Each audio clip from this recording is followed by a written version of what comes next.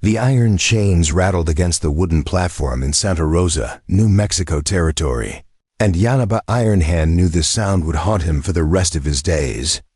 The white woman stood trembling in the scorching August sun of 1876, her wrists bleeding where the shackles had cut deep, her blue eyes scanning the crowd of leering men with the desperate calculation of someone counting her final moments of dignity. Yanaba had not planned to be here. He had ridden into Santa Rosa only to trade pelts and purchase ammunition, wanting nothing more than to return to his solitary camp in the Sangre de Cristo Mountains, where he had lived alone for the past 4 years. But the crowd gathering near the town square had drawn him closer, curiosity mixing with a growing sense of dread that tightened like a fist around his heart. 4 years ago, Yanaba had been a different man. He had been a respected warrior among his people, a tracker whose skills were legendary, a son who had made his father proud. Then came the raid on his village by a group of Mexican slavers led by a man named Vicente Cordova, a monster who specialized in the worst kind of trade. Yanaba had been away hunting when the attack happened, returning to find his village burned, 12 people dead, and his younger sister Ayana gone. Ayana had been 17 years old, full of laughter and dreams, wearing the turquoise pendant their mother had given her before dying of fever 2 winters prior. The pendant was a family heirloom, passed down through 5 generations, carved with the symbol of a soaring eagle, and blessed by their grandfather, who had been a medicine man of great power. Yanaba had torn through the territory searching for her, following Cordova's trail for 6 months, getting close twice only to arrive hours too late. The 3rd time he caught up to Cordova's camp, he found his sister's body buried in a shallow grave near the Pecos River. The turquoise pendant was gone, likely sold or traded, and Ayana's face, even in death, showed the suffering she had endured. Yanaba had killed 3 of Cordova's men that night in a rage so complete he barely remembered the violence. But Cordova himself had escaped, vanishing into Mexico with a price on his head that would never be collected. After burying Ayana, according to their traditions, Yanaba had walked away from his people. The shame of his failure, the weight of arriving too late, the knowledge that his sister had died calling for a brother who never came burned like acid in his chest. He retreated to the mountains, living off the land, speaking to no one, becoming the ghost his guilt told him he deserved to be, until today, until this moment. Until he saw the white woman on the platform and noticed what hung around her neck despite the chains and filth and degradation. A turquoise pendant, carved with a soaring eagle, unmistakable even from 30 feet away. His sister's pendant, his family's pendant, the sacred object that had been stolen from Ayana's body 4 years ago. The auctioneer was a fat man named Silas Drummond, known throughout the territory for handling merchandise that decent people would not touch. He stood beside Clara Jane Hewitt with one meaty hand gripping her upper arm, his voice booming across the assembled crowd of ranchers, traders, miners, and men whose intentions were written clearly in their hungry stares. "Gentlemen, I present to you a rare opportunity," Drummond announced, his smile showing tobacco-stained teeth. "This here is prime quality. Young, strong, educated. She can read and write, cook and clean, and as you can see, she is pleasing to the eye. Captured 3 weeks ago from a wagon train that had the misfortune of crossing paths with Comancheros near Fort Sumner. She is unblemished, untouched, guaranteed virgin stock." Clara's face burned with humiliation, but she kept her chin raised, refusing to give these animals the satisfaction of seeing her break. She had been traveling with her uncle's family, heading to California to start fresh after her parents died of cholera in Missouri. The attack had been swift and brutal. Her uncle, aunt, and 2 young cousins were killed in the first volley of gunfire. Clara had been taken along with 3 other women, all of whom had been sold at previous stops. Now she stood alone, the last one, wondering if death might have been more merciful. The bidding started at $20. A rancher with a scarred face and cruel eyes called out 25. A miner missing half his teeth countered with 30. Clara's stomach churned with each ascending number, each man treating her like livestock, property to be used and discarded. She caught sight of a Navajo man standing at the edge of the crowd, younger than most present, with long black hair tied back and eyes that seemed to see through her rather than at her. Yanaba's mind raced through impossible calculations. He had $43 in his leather pouch, money saved from 2 years of trapping and trading. The bidding was already at $35 and climbing. Even if he spent everything, even if he could win, what then? Take this white woman into the mountains, a stranger who wore his dead sister's pendant. The logical part of his brain screamed that this was insanity, that the pendant might be coincidence, that he should walk away and preserve his solitude. But the pendant was not a coincidence. The carving was too distinctive, the turquoise too specific in its blue-green coloring with veins of brown matrix that formed a pattern like lightning. His grandfather had chosen that stone personally, had carved it over the course of a full moon cycle, had imbued it with prayers and blessings meant to protect the wearer. There was only one pendant like it in the world, and it hung around the neck of a terrified white woman being sold like cattle. $40, called a voice from the back. Yanaba turned to see a man he recognized, though they had never spoken. Jackson Crawford, a trader known for supplying brothels from Santa Fe to El Paso with unwilling workers. Crawford was perhaps 50 years old, well-dressed despite the frontier setting, with cold gray eyes that assessed value in everything and found humanity in nothing. Clara saw Crawford and felt ice flood her veins. She had heard whispers about him during her captivity, heard other women speak his name with the kind of fear reserved for devils and demons. If Crawford bought her, she would disappear into a world of painted rooms and broken spirits, used until she was empty and then discarded when the next fresh face arrived. 45, called the scarred rancher, determination hardening his features. Yanaba's hand moved to his pouch before his brain could authorize the action. He had lived 4 years in isolation, 4 years speaking fewer than 100 words total, 4 years trying to become invisible to a world that had taken everything from him. Breaking that isolation for a white woman he did not know. Spending every dollar he possessed on a stranger because she wore a pendant should have felt like madness. $50, Yanaba heard himself say. His voice rough from disuse, but carrying clearly across the suddenly silent crowd. Every head turned. Conversation stopped. Drummond's eyebrows rose with surprise and calculation. Crawford's expression shifted from bored confidence to sharp interest. The scarred rancher scowled, clearly weighing whether to continue competing with someone who looked like they might actually fight over the outcome. Clara stared at the Navajo man who had just bid on her, trying to read intention in a face that gave away nothing. He was tall, perhaps 6 feet, with broad shoulders and the lean muscle build of someone who lived hard. He wore traditional clothing mixed with pieces of white man's dress, buckskin pants and shirt, but with a gun belt that held a well-maintained Colt revolver. His hair was long and black, hanging past his shoulders, held back with a leather cord. But it was his eyes that caught her, dark and deep and carrying a weight of sorrow that somehow made her feel less alone. $50, Drummond repeated, his voice taking on a gleeful tone. Do I hear 55, 60, Crawford said immediately, his casual tone making it clear that money was no obstacle, that he would go as high as necessary to acquire what he wanted. Yanaba's jaw clenched. $60 was more than he had. $60 meant he could not win, could not save this woman, could not reclaim the pendant that represented the last physical connection to his sister and his family's honor.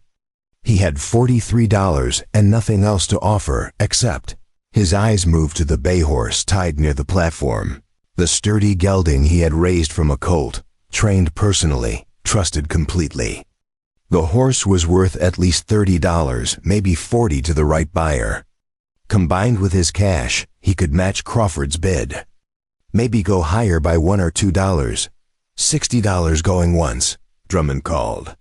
His hammer raised, Yanaba stepped forward, his voice cutting through the tension. $60 cash and my horse. Total value $80, maybe more. The horse is sound, well-trained, worth the price. Drummond paused, looking at the bay gelding with an appraiser's eye. The horse was indeed quality, well-muscled and clearly healthy, the kind of animal that would sell easily.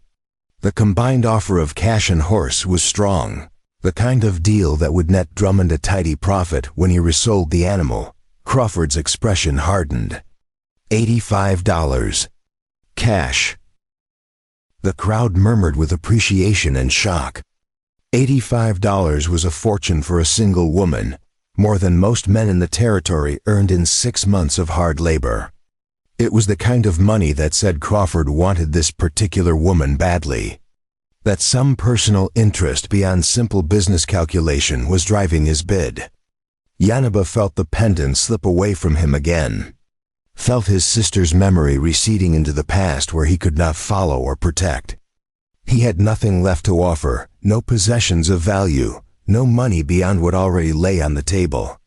The logical choice was to walk away, to accept that some things could not be reclaimed, to return to his mountain solitude and forget. Then Clara did something unexpected. She looked directly at Yanaba and spoke for the first time since being dragged onto the platform, her voice clear despite her fear. "Please, whoever you are, please do not let him buy me. I would rather die." The raw desperation in her voice, the way her blue eyes locked onto his with complete vulnerable honesty, shattered something in Yanaba's carefully constructed walls. He saw Ayana in that moment, saw his sister's face in the instant. She must have realized no help was coming, saw the plea that must have been her last thought. He had failed Ayana. He would not fail this woman. $100, Yanaba said, his voice steady despite the impossibility of the offer. $100, my horse, my rifle, my gun, and 1 year of my labor. Whatever work you need, I will do it for a full year. That is my bid. The crowd exploded into shocked conversation. Drummond's eyes went wide with calculation, adding up the value of cash, horse, weapons, and a year of skilled labor from someone who clearly knew how to survive in harsh country. Crawford's face flushed with anger, realizing he was being outmaneuvered by desperation and determination. 110, Crawford snapped, his composure cracking. 120, Yanaba countered immediately. Plus everything I already offered. You know my value, Drummond. You have seen Navajo trackers work. You know what a year of my skills is worth. This woman is mine. Drummond looked between Yanaba and Crawford, greed and caution warring across his features. Crawford had money but also a reputation for being dangerous when crossed. Yanaba had made an offer that, while unconventional, represented real value that could be extracted through labor. The auctioneer was a businessman first, and the math was clear. $120. A horse, weapons, and a year of labor, Drummond called out. Mr. Crawford, do you wish to counter? Crawford stared at Yanaba with an expression that promised future violence, then looked at Clara with possessive anger that made her skin crawl. For a long moment, the entire square held its breath, waiting to see if greed or pride would win. Finally, Crawford spat into the dust and turned away, his silence serving as withdrawal from the bidding. Sold, Drummond announced, bringing his hammer down with finality. To the Navajo for $120 in combined value. Congratulations, friend, she is yours. Yanaba walked to the platform, his heart hammering against his ribs, barely believing what he had just done. He handed over his money pouch, then his rifle, a Winchester that had served him faithfully for years. His Colt revolver followed, leaving him armed with only the knife at his belt. Drummond counted the money with greedy fingers, examined the weapons with approval, then gestured to the bay horse. The horse too. And then we discuss your labor terms.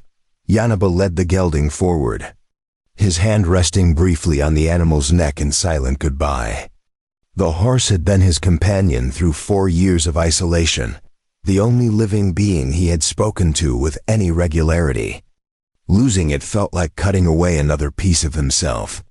But the pendant around Clara's neck caught the sunlight, and he knew he had made the only choice possible. Drummond unlocked Clara's chains with a key from his vest pocket. The iron fell away, leaving raw red marks on her wrists and ankles. She swayed, weak from days of minimal food and water, and Yanaba caught her elbow to steady her. Their eyes met at close range, hers filled with confusion and cautious hope. His carefully neutral despite the storm of emotions beneath. "Can you walk?" Yanaba asked quietly, his English accented but clear. "I think so," Clara replied, her voice hoarse. "Thank you. I do not know why you did this, but thank you. We will talk later. For now, stay close." Drummond cleared his throat, drawing their attention back to business. "About your year of labor. I will need you to start tomorrow. Tracking work mostly. I have clients who need scouts for various enterprises. You will report to me each morning, complete whatever task I assign, and return each evening. Any attempt to run, any failure to show, and I will send men after you. Understand?" Yanaba nodded once, accepting the terms that would bind him for the next 12 months. Drummond produced a ledger and made notes with a stub of pencil, recording the transaction with bureaucratic precision. Clara stood beside Yanaba, trying to process that she had gone from being property destined for a brothel to being purchased by a Navajo warrior who had given up everything for reasons she could not begin to fathom. As they turned to leave the platform, Crawford stepped into their path. Up close, he was more menacing than Clara had realized, with a knife scar running from his left eye to his jawline, and hands that looked like they had broken many things, including people. He addressed Yanaba with cold fury barely controlled. "You made a mistake today, Navajo. A very expensive mistake. That woman was meant to be mine, and I do not forget debts or insults. Watch your back in the coming months. Accidents happen to people who cross Jackson Crawford." Yanaba met his gaze without flinching, his voice low and hard. "If you come near her, if you send men after her, I will kill you. Not a threat. A promise. Now move." For a heartbeat, violence hung between them like summer lightning. Then Crawford stepped aside with a thin smile that promised their business was far from finished. Yanaba guided Clara away from the square, acutely aware of the eyes following them. The whispers spreading through the crowd about the crazy Navajo who had spent a fortune and bound himself to a year of servitude for a white woman he had never met. They walked in silence through Santa Rosa's dusty streets until they reached the livery stable where Yanaba had planned to purchase supplies. Without his horse or money, those plans had evaporated, leaving him with only the knife at his belt and a woman who looked ready to collapse. The stable owner, an older Mexican man named Eduardo, watched them approach with curious concern. "Señor Yanaba," Eduardo said in greeting. "I heard what happened at the auction. The whole town is talking. Are you well? I need to borrow a horse, Eduardo. Just for today, to get her somewhere safe. I will return it by nightfall." Eduardo studied them both, then nodded slowly. "Take the gray mare in the back stall. She is gentle and will not give you trouble. Bring her back when you can.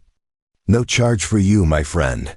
The kindness, unexpected and undeserved, made Yanaba's throat tight. He gripped Eduardo's shoulder briefly in thanks, then helped Clara onto the gray mare before swinging up behind her. She stiffened at the close contact, but exhaustion won over modesty, and she allowed herself to lean back slightly against his chest as they rode out of town. They traveled northeast for 2 hours, following a path only Yanaba knew. Winding through juniper-dotted hills and across a dry creek, bed before finally arriving at a small canyon hidden from casual view. A spring bubbled from between rocks, feeding a pool of clear water surrounded by cottonwood trees. The place was peaceful, secret, one of Yanaba's safe camps from his years of isolation. He dismounted first, then helped Clara down. Her legs buckled immediately, and he caught her, lowering her carefully to sit against a smooth boulder. She was shaking, adrenaline finally releasing its grip, leaving her boneless and overwhelmed. Yanaba retrieved a canteen from the saddlebag Eduardo had thoughtfully included. Kneeling beside Clara and holding it to her lips, drink slowly. Small sips. Your stomach needs to adjust. Clara obeyed, the water cool and sweet, possibly the best thing she had ever tasted. After a few swallows, Yanaba pulled the canteen away, despite her protest. He wetted a cloth and gently cleaned the blood from her wrists where the shackles had cut, his touch careful and impersonal. Clara watched him work, studying his face, trying to understand this man who had sacrificed everything for a stranger. "Why did you do it?" she finally asked. "Why spend everything you had on me?" Yanaba's hands paused in their work. His eyes moved to the pendant around her neck, and Clara followed his gaze.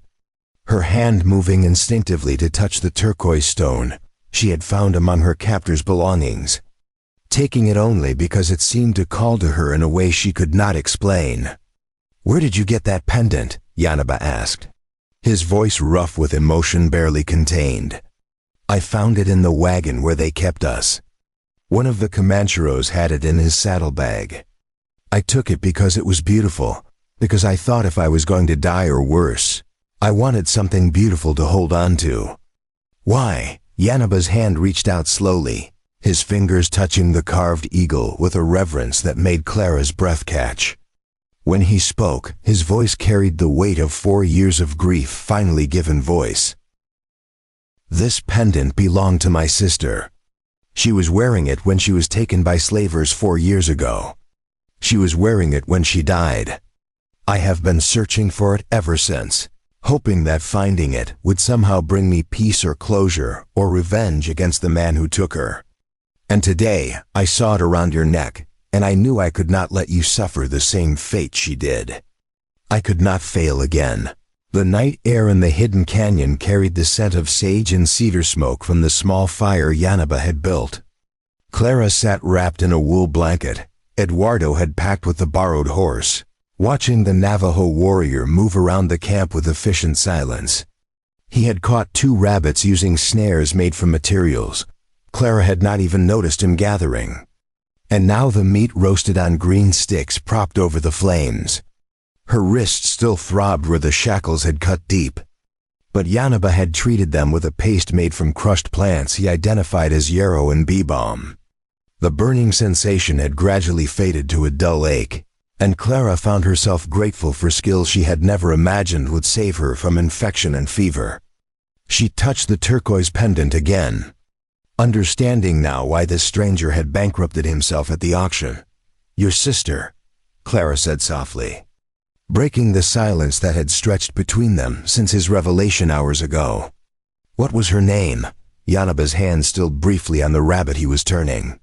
The firelight cast shadows across his face, making him look older than his 29 years. When he spoke, his voice carried a gentleness that contrasted with his warrior bearing. "Ayana. It means eternal blossom in our language. She was 17 when Vicente Cordova's men took her. I was hunting in the mountains, tracking an elk herd for winter meat. When I returned 3 days later, 12 of our people were dead, and Ayana was gone." Clara heard the guilt beneath his words, the self-blame that came from being absent when catastrophe struck. She knew that feeling intimately, having spent the week since her own family's slaughter, wondering if there was something she could have done differently. Some warning sign she had missed that might have saved her uncle and his children. "You could not have known," Clara offered quietly. "You were doing what was necessary for your people's survival. Knowing that does not make the guilt less sharp," Yanaba replied, pulling the cooked rabbit from the fire and dividing it onto 2 flat stones that served as plates. "I tracked Cordova for 6 months. Came close twice. The second time, I found his camp just hours after they had moved on. There were signs of a struggle, blood on the ground, and I knew Ayana was still fighting. Still alive," He handed Clara her portion of meat along with some wild onions he had roasted in the coals. She accepted it gratefully, her stomach cramping with hunger despite the emotional weight of their conversation. The rabbit was gamey but well cooked, seasoned with herbs that added unexpected flavor.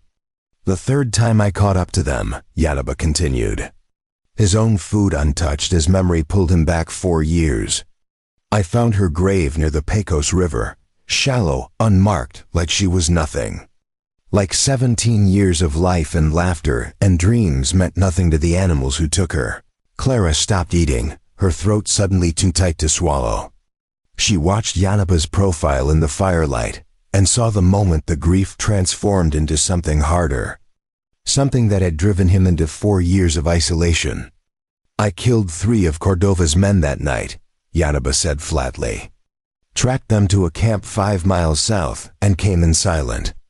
The first one died without waking.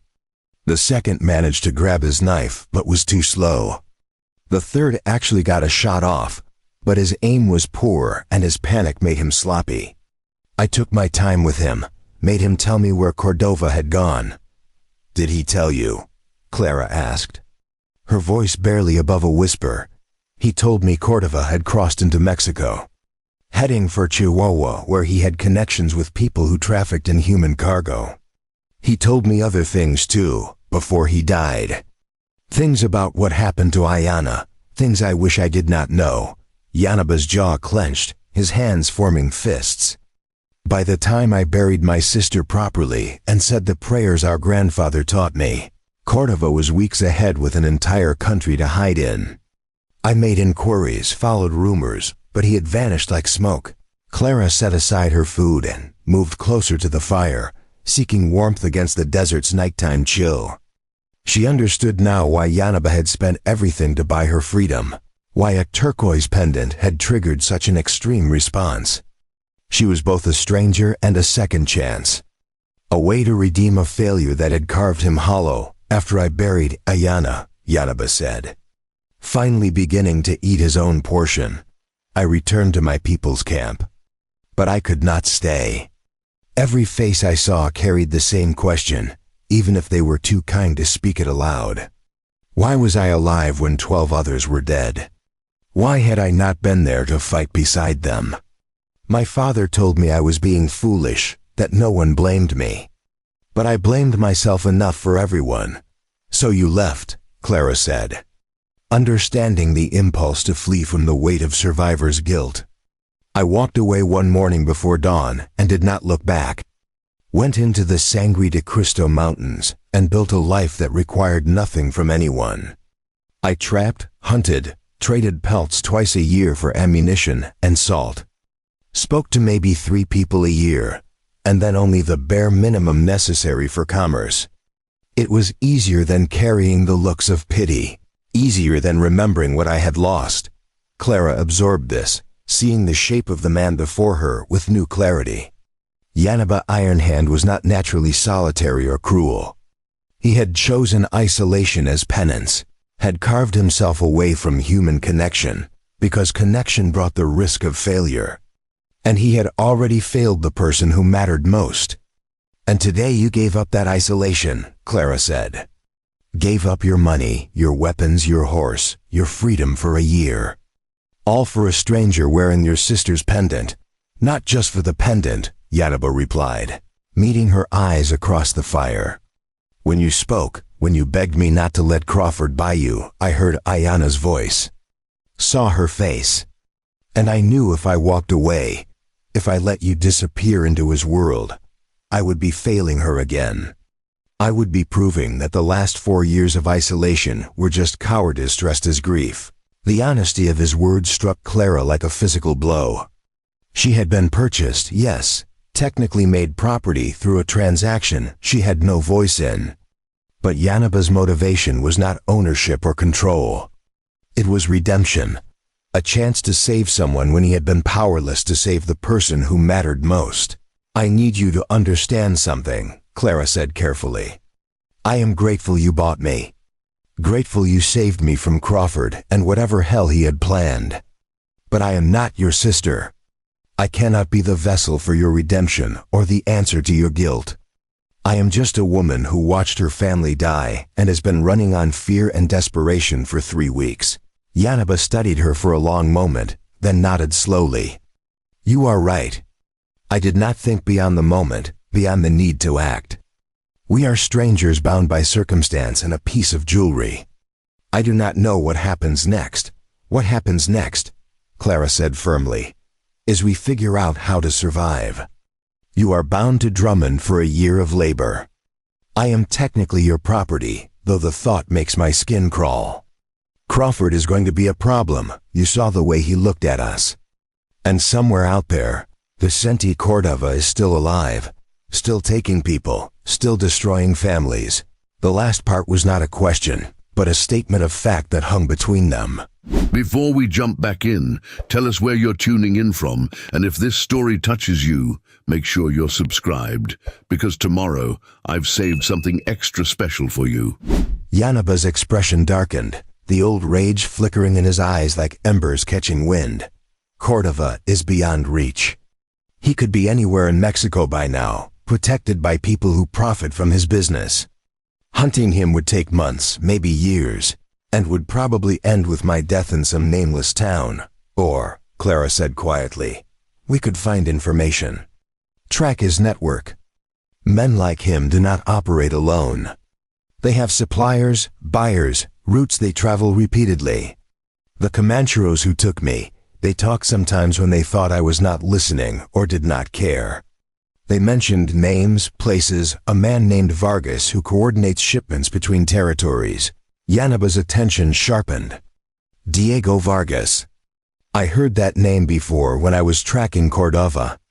He operates out of Las Cruces, acts as a middleman between raiders and buyers. If we could get to Vargas, make him talk, we could find Cordova, Clara finished. We could end this, make sure he never takes another daughter, another sister.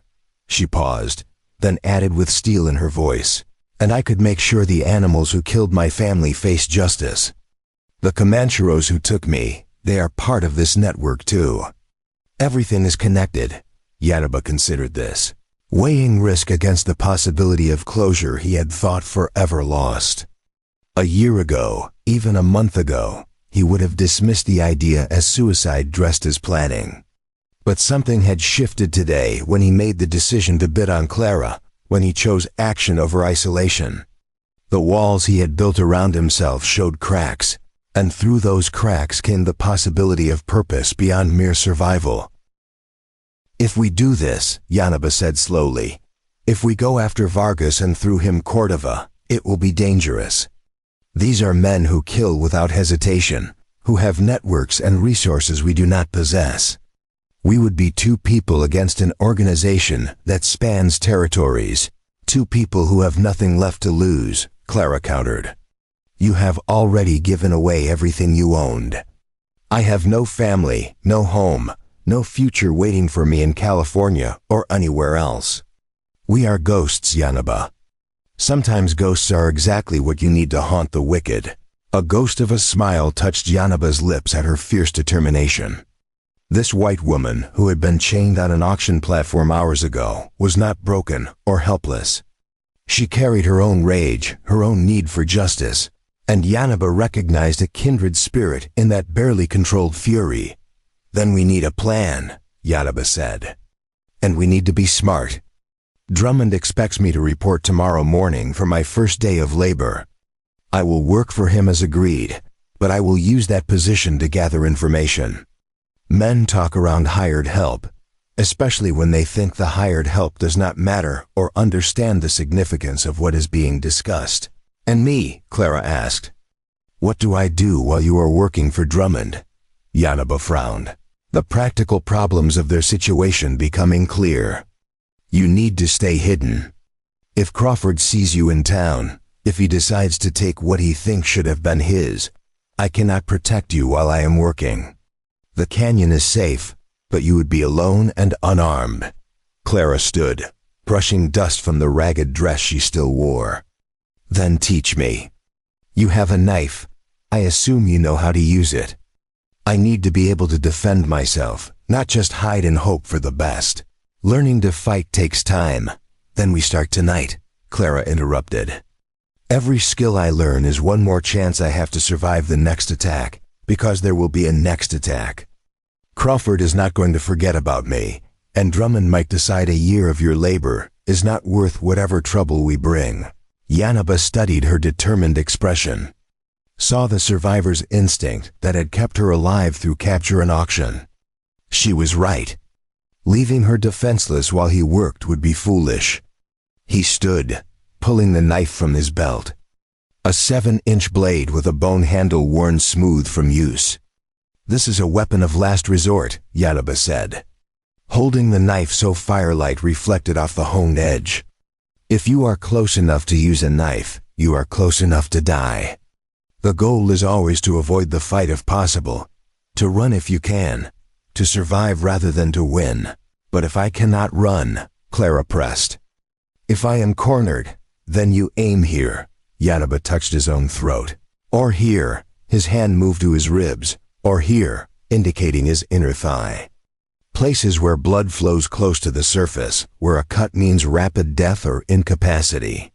You do not slash wildly hoping to connect. You strike once with intention and commitment, then you move and strike again. For the next 2 hours, Yanaba taught Clara the basics of knife fighting as his grandfather had taught him. Proper grip, keeping the blade edge up for slashing or edge down for stabbing, depending on the angle of attack. How to move your feet to maintain balance. How to protect your own vital areas while seeking your opponent's vulnerabilities. Clara proved a quick study, her movements becoming more confident as muscle memory began to form. You have good instincts, Yanaba observed as Clara successfully parried his slow-motion attack and countered with a strike that would have opened his ribs, if the blade had been real. Have you trained before?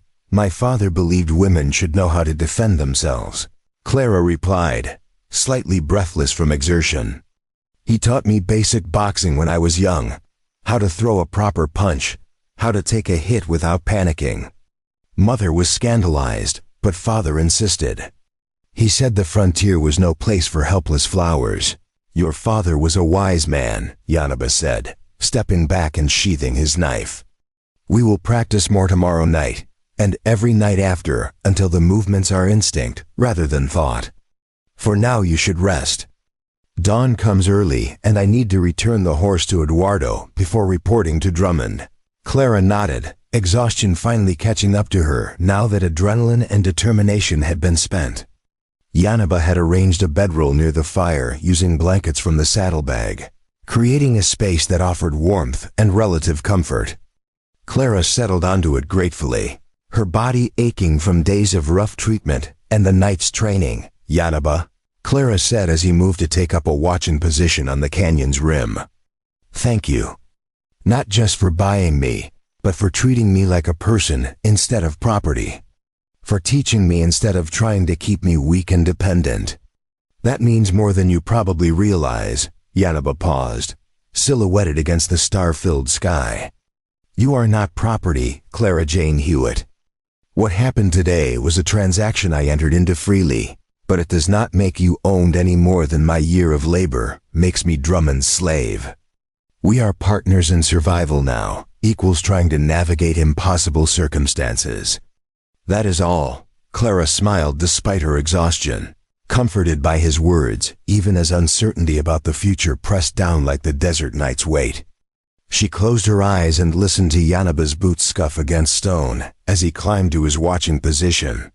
Taking first guard, as he had undoubtedly done countless times during his years of solitude, sleep came in fragments, broken by dreams of chains and auction blocks and Crawford's cold gray eyes promising violence. Each time Clara jerked awake, she saw Yanaba's silhouette against the stars, standing sentinel, keeping the darkness at bay. It was more security than she had felt in weeks, and eventually exhaustion won over fear long enough for genuine rest. Dawn arrived with startling speed, painting the canyon walls in shades of rose and gold. Yanaba descended from his position and gently woke Clara, offering her water and the last of the roasted rabbit from the night before.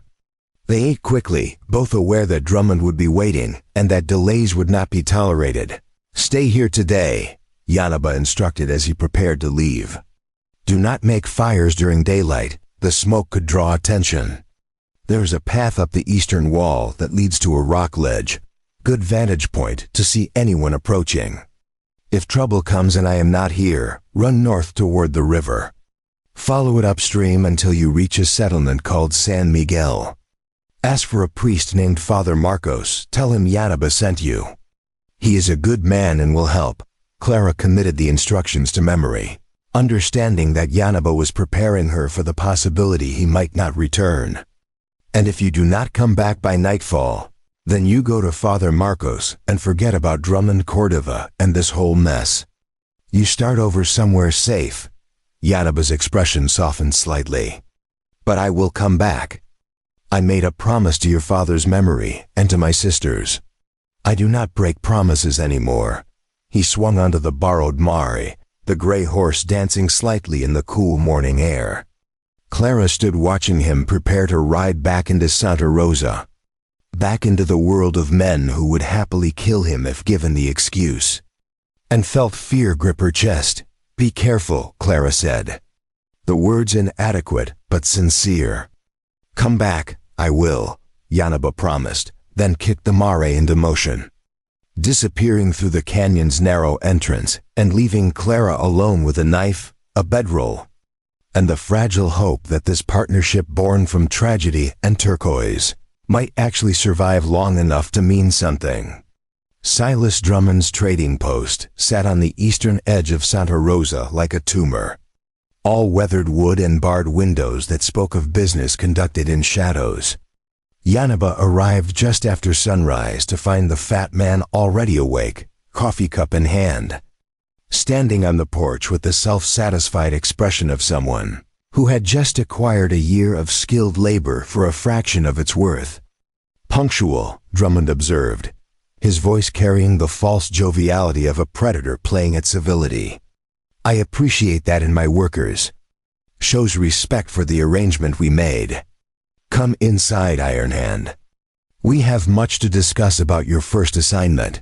The trading post's interior smelled of tobacco, gun oil, and something rotten that Yanaba could not immediately identify. Shelves lined the walls displaying everything from ammunition to dried goods to items that looked suspiciously like personal effects, stripped from people who no longer had use for them. Drummond settled his bulk behind a scarred desk and gestured for Yanaba to stand before him like a servant awaiting orders. "I have a client," Drummond began, shuffling papers with stubby fingers. "A rancher named Malcolm Sutherland who operates a spread about 40 miles northwest of here. 3 weeks ago, someone started hitting his cattle. Not rustlers taking whole herds, but something worse. Butchering his stock in the field, taking choice cuts and leaving the rest to rot. 20 head so far, each one killed the same way, throat cut, carved up with skill." Yanaba listened without expression, his mind already working through possibilities. Skilled butchering suggested either professional rustlers, being unusually wasteful, or someone sending a message through violence. "Sutherland thinks it is Apaches," Drummond continued, his tone making clear what he thought of that assessment. "I think it is someone who wants him to think it is Apaches. Either way, he's paying me $50 to send a tracker who can find whoever is responsible and put a stop to it. That tracker is you." "When do I leave?" Yanaba asked, keeping his voice neutral despite the complications already forming in his mind. 40 miles northwest meant being gone for days, maybe a week depending on what he found. Leaving Clara alone, that long felt dangerous, but refusing the assignment would break his agreement with Drummond before it even started. "Tomorrow morning. I will provide you with a horse, basic supplies, and a rifle. You find the culprits, you deal with them however you see fit, and you report back to me with proof the problem is solved. Sutherland wants scalps if they are Indians, heads if they are white. I am less particular as long as the cattle killing stops." Drummond leaned back in his chair, which creaked alarmingly under his weight. "Any questions?" The woman I bought yesterday. Where does she stay while I am gone? Drummond's expression shifted to something ugly and calculating. That is your problem to solve, Iron Hand. You bought her, you figure out what to do with her. Though I would suggest you keep her close and under control. Jackson Crawford was in here this morning, asking questions about where you might be keeping her. Man is not the forgiving type. Yanaba's jaw tightened, but he kept his voice level. Crawford comes near her, I will kill him. Make sure he understands that. Not my concern what you two do to each other, long as you fulfill your work obligations first, Drummond replied with a shrug. Now get out of here. Come back at dawn tomorrow ready to ride. And Iron Hand, do not think about running. I have friends in every settlement between here and Colorado. You vanish, I will find you, and when I do, our arrangement becomes considerably less pleasant. Yanaba left the trading post with the sun climbing toward midday heat, his mind racing through problems that multiplied faster than he could solve them. He needed to check on Clara, needed to prepare for a week-long tracking job, needed to figure out how to keep her safe while he was gone, and needed to gather information about Vargas and Cordova without drawing attention to his intentions. He stopped at Eduardo's livery to return the borrowed mare and found the older man repairing a saddle with practiced hands. Eduardo looked up as Yanaba entered, his weathered face creasing with concern. Yanaba, I heard Drummond has you tracking for Sutherland. That is dangerous work, my friend. The rancher is not a good man, and whatever is killing his cattle is either very bold or very crazy. I have no choice. The agreement binds me for a year. Yanaba hesitated, then decided trust was necessary. Eduardo, I need a favor. The woman, Clara, she needs a safe place to stay while I am gone. Somewhere Crawford cannot find her, somewhere she will not be vulnerable. Eduardo's expression grew thoughtful, his hands continuing their work on the saddle. My sister Rosa runs a boarding house on the south side of town. She takes in women sometimes, the ones who need protection from bad situations. Rosa is tough, keeps a shotgun behind her counter, and does not tolerate men who bring trouble. I could speak with her. Would she agree to shelter Clara for a week, maybe longer? For you, yes. Rosa remembers when you tracked down the men who stole her husband's horses 3 years ago. You did not ask for payment then, just returned the animals and left. She owes you a debt. Eduardo set aside the saddle and stood, his joints popping with age. Bring the girl tonight after dark. I will make sure Rosa is expecting her. Relief flooded through Yanaba, one problem partially solved. Thank you, Eduardo. I will not forget this. Just come back alive, eh? Good men are too rare in this territory to lose to bad work. Yanaba left the livery and spent the afternoon carefully purchasing supplies with money he did not have. The general store owner, a widow named Mrs. Chen who had once been helped by Yanaba's tracking skills, extended him credit when he explained his situation. Dried beef, hardtack, coffee, ammunition for the rifle Drummond would provide, and a second knife that he intended to give Clara before leaving her with Rosa. He also purchased fabric and thread, intending to have Clara sew herself proper clothing to replace the torn dress she still wore. The transaction felt oddly domestic, this planning for another person's needs. And Yanaba realized how thoroughly his 4 years of isolation had stripped away the basic human impulse to care for others, beyond mere survival. By late afternoon, Yanaba rode a rented horse back toward the hidden canyon, his mind still churning through complications and contingencies.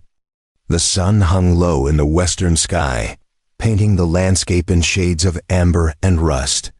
And for a moment, Yanaba allowed himself to appreciate the stark beauty of country that had been his only companion for so long. He found Clara exactly where he had left her. Though she had clearly not spent the day idle, she had organized their small camp with surprising efficiency, gathering additional firewood and stacking it in a dry overhang, arranging stones to create a better cooking area, and even fashioning a crude shelter using branches and the blanket to provide shade from the afternoon sun. She looked up as he approached, relief evident in her expression. "You came back," Clara said, and Yanaba heard the unspoken worry beneath those 3 words. "I gave you my promise," Yanaba replied, dismounting and unpacking the supplies he had acquired. "And I have news, some good, some complicated." "Which do you want first?" "Complicated," Clara decided. "Better to know the worst," Yanaba explained Drummond's assignment. The week-long tracking job that would take him 40 miles away. And watched Clara's face cycle through fear, frustration, and finally pragmatic acceptance. When he finished, she was quiet for a long moment, staring at the fire she had built in preparation for evening. "So you leave tomorrow, and I am alone for a week in a territory where Crawford is actively looking for me," Clara summarized. "That is certainly complicated. Not alone," Yanaba corrected. "Tonight I take you to a boarding house run by a woman named Rosa. She is trustworthy, tough, and owes me a favor. You will be safe there, safer than out here where anyone could stumble across the canyon." Clara looked skeptical. "And if Crawford comes to the boarding house, Rosa keeps a shotgun and knows how to use it. More importantly, the boarding house is in a part of town where people watch out for each other. Crawford operates best in shadows and isolation. He will not risk a public confrontation that might draw the law's attention." Yanaba pulled out the second knife he had purchased and offered it to Clara. "But just in case, you keep this with you at all times. The blade is shorter than mine, easier to conceal under skirts." Clara accepted the knife, testing its weight and balance with the careful attention of someone who understood weapons were tools rather than talismans. "You have given this considerable thought." "I have thought of little else since leaving Drummond's office this morning," Yanaba admitted. "Your safety while I am gone is not negotiable. If anything happened to you because I was careless or unprepared, I would have failed again. And I cannot carry another failure."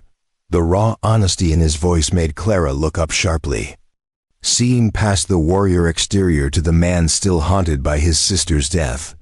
She set the knife aside and moved closer, her hand briefly touching his arm in a gesture of comfort that surprised them both. "I am not your sister, Yanaba. You do not have to protect me from every possible threat. I have survived 3 weeks of hell already. I can survive 1 more week in a boarding house." "I know you can survive," Yanaba said quietly. "But survival is not the same as safety, and you deserve to feel safe." Even if only for a few days, they prepared the evening meal together, falling into an easy rhythm that felt oddly natural despite having known each other less than 24 hours. Clara had managed to catch fish from the spring using a makeshift spear, and Yanaba showed her how to clean and prepare them with the efficiency of someone who had lived off the land for years. As they ate, Yanaba shared what little information he had gathered during his brief time in Santa Rosa. Drummond ran more than just a trading post. He was connected to a network that moved goods, information, and people throughout the territory. Men like Crawford used Drummond as a resource broker, and Drummond profited by asking no questions about where money came from or what it purchased. "Which means," Clara said thoughtfully, chewing a piece of fish, "that Drummond probably knows about Vargas and the trafficking network. He might even facilitate some of their transactions." "Almost certainly," Yanaba agreed. "But that also means I have access to information he would never share directly." Men talk around hired help, especially when they think the help is just some reservation Indian too stupid or broken to understand what is being discussed. Clara heard the bitterness beneath his words and understood he had been underestimated his entire life. First by white settlers who saw only his Navajo heritage, then by his own people who saw only his failure to save Ayana. Being invisible had advantages, but it also carried the weight of constant dismissal. "Then we use their prejudice against them," Clara said firmly. "You gather information while tracking for Drummond. I listen and watch while staying at Rosa's boarding house. Women talk to each other differently than they talk to men, share information they would never trust with male ears. Between us, we build a picture of how Vargas operates and where we can find him. And then what? Yanaba asked, though he already knew the answer. Then we make him tell us where Cordova is, Clara said, her blue eyes hard with determination. And we end this. No more families destroyed, no more sisters taken, no more auctions where human beings are sold like cattle. They finished eating as darkness claimed the canyon, and Yanaba felt something shift between them. What had started as a desperate transaction at an auction was evolving into genuine partnership. Two damaged people finding common purpose in pursuit of justice against those who had shattered their worlds. After cleaning up from the meal, Yanaba gave Clara the fabric he had purchased along with needle and thread. She examined the material with surprise, running her fingers over the sturdy cotton. "You bought this for me. You cannot stay at Rosa's boarding house wearing a torn dress. It draws attention and marks you as vulnerable. If you can sew, you can make something practical that allows you to move freely." Yanaba paused, then added awkwardly, "I did not know what women prefer in clothing. So I chose what seemed sturdy and modest." Clara smiled. The first genuine smile Yanaba had seen from her, and it transformed her face from merely pretty to genuinely beautiful. "It is perfect, practical and thoughtful. Thank you." They spent the next hour with Clara beginning to cut and sew while Yanaba cleaned and maintained his knife, both working in companionable silence broken only by occasional questions about measurements or observations about the coming tracking job. The domesticity of the moment struck Yanaba as surreal. This quiet partnership with a woman he barely knew, and he found himself thinking about futures beyond revenge and survival. As midnight approached, they prepared to leave for Santa Rosa and Rosa's boarding house.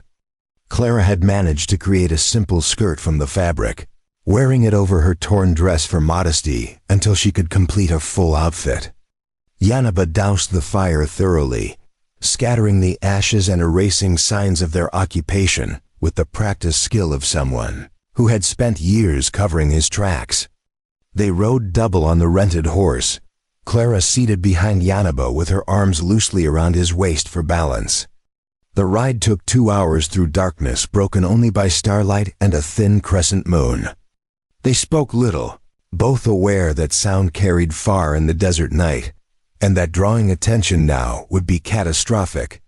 Rosa's boarding house appeared as a 2-story adobe structure with warm light glowing from several windows despite the late hour. Eduardo met them at the back entrance, his presence explaining how Rosa had been prepared for their arrival. The older man looked Clara over with grandfatherly concern before nodding approval. "Rosa is waiting upstairs. 3rd room on the left. She has prepared a bath and proper clothing for you, Clara.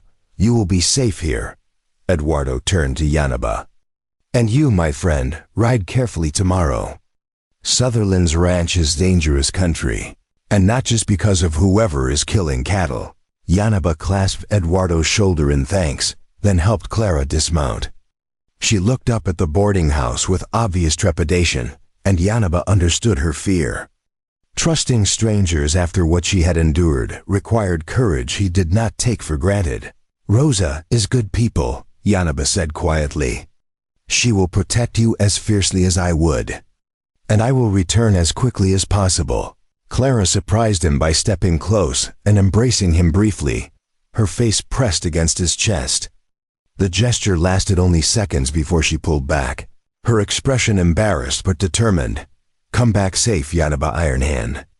We have work to do together." "I will," Yanaba promised, watching as Eduardo led Clara inside and up the stairs where Rosa presumably waited. He stood in the darkness for several minutes after the door closed, committing this moment to memory. The feeling of responsibility for another person's well-being that he had not allowed himself in 4 years. Then he mounted the horse and rode back toward the livery, knowing dawn would come far too soon and that Drummond's assignment would test skills he had not used in anger for a long time. But underneath the practical concerns ran a current of something unexpected. Something that felt like hope or purpose, or perhaps simply the recognition that isolation had been safety, but never truly living. Preparing and narrating this story took us a lot of time, so if you are enjoying it, subscribe to our channel. It means a lot to us now. Back to the story. The tracking job would take a week, maybe more.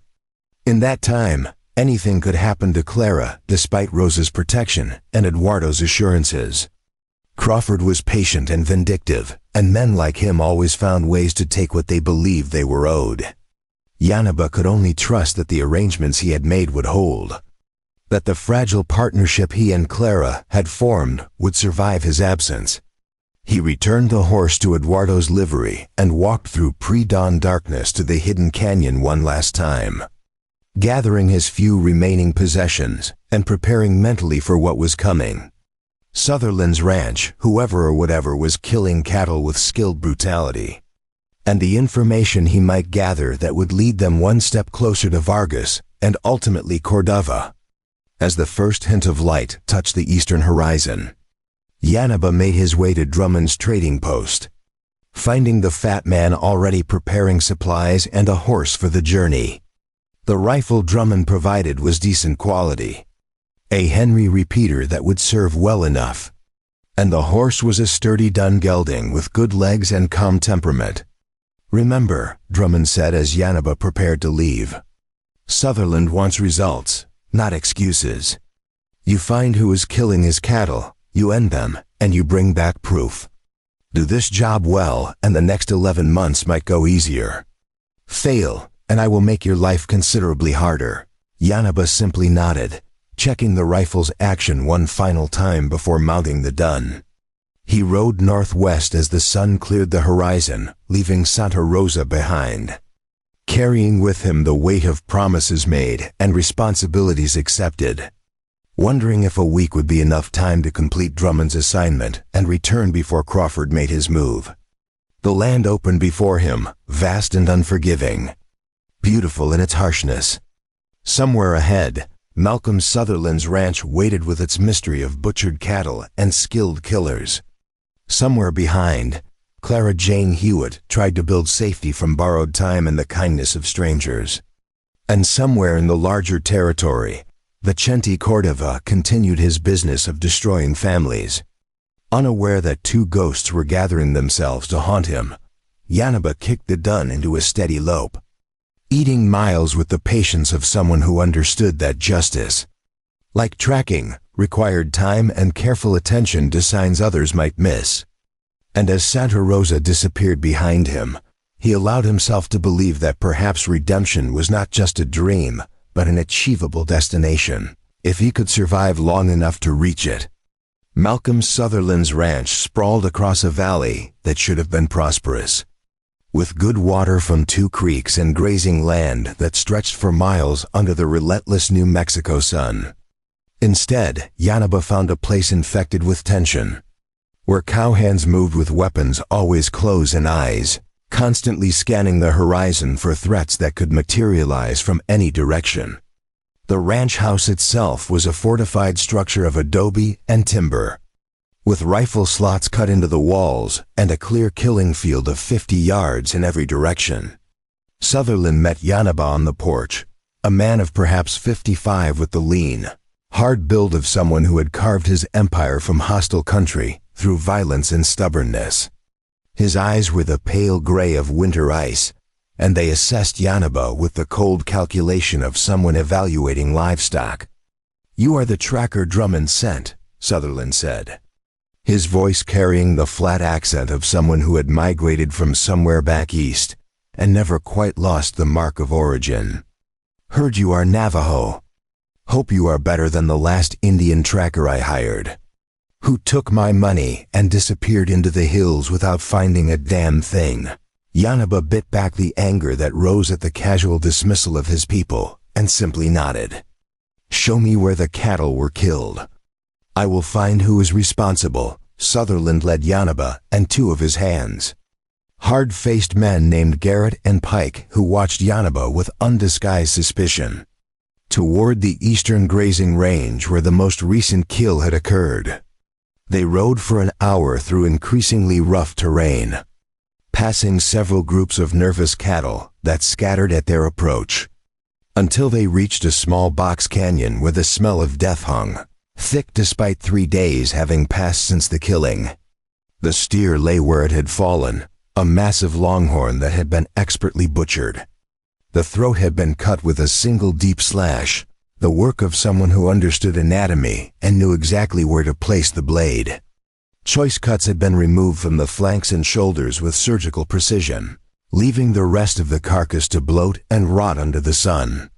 Yanaba dismounted and began his examination, ignoring the rancher and his men as he read the story written in blood and disturbed earth.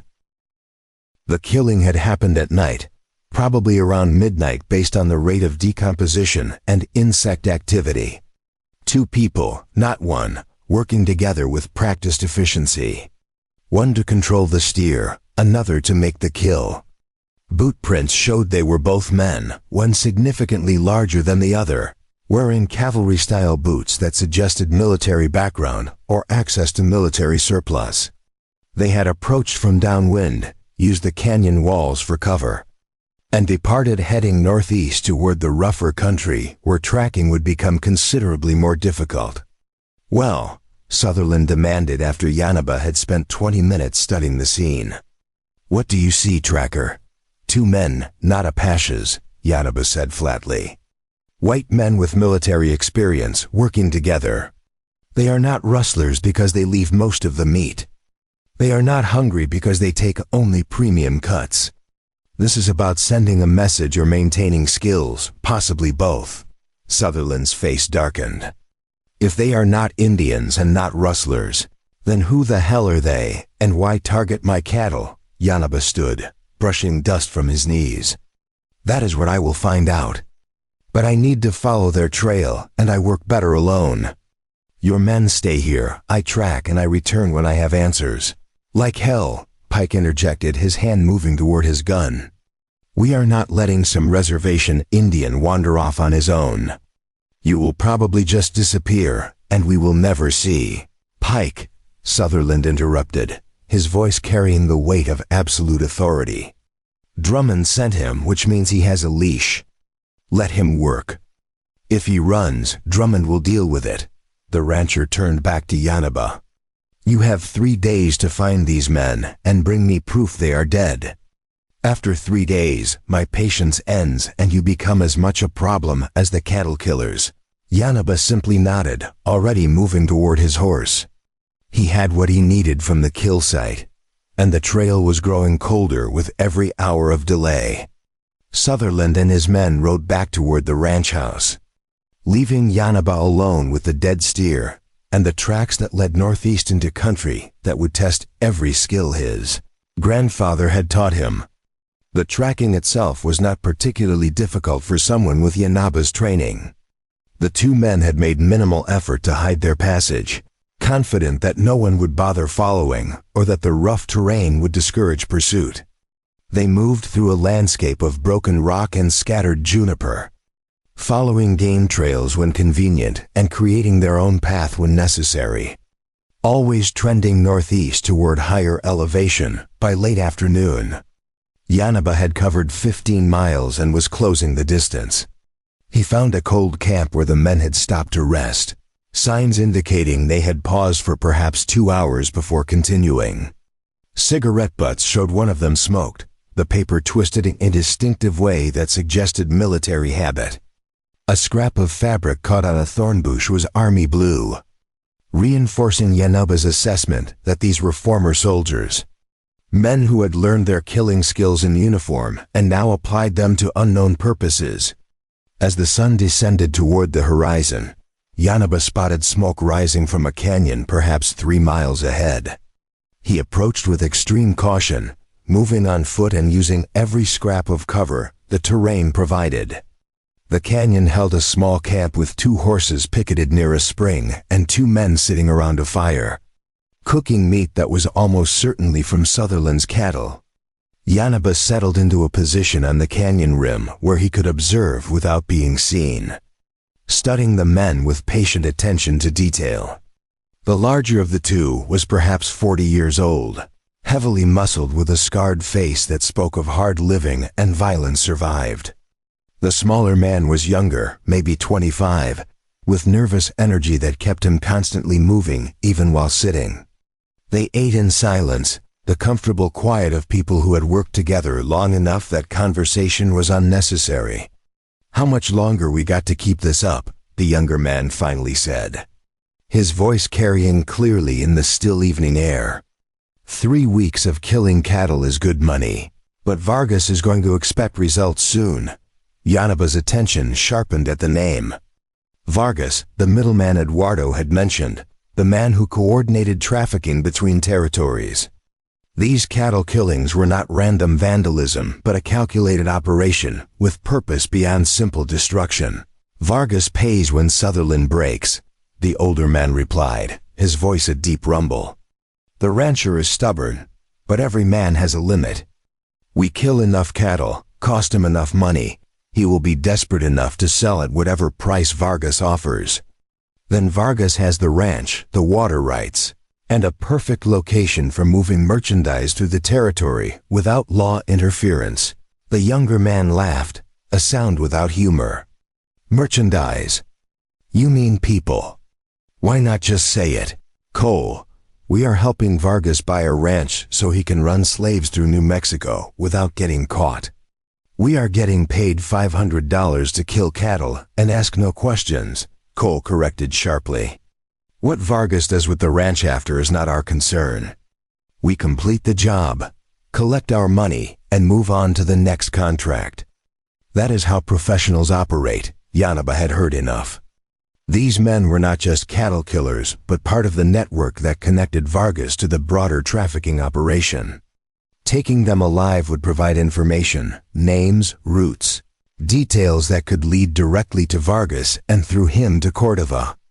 But taking two armed, experienced men alive when he was alone and they were expecting trouble required planning and patience. He withdrew from his observation position and spent the next 2 hours preparing.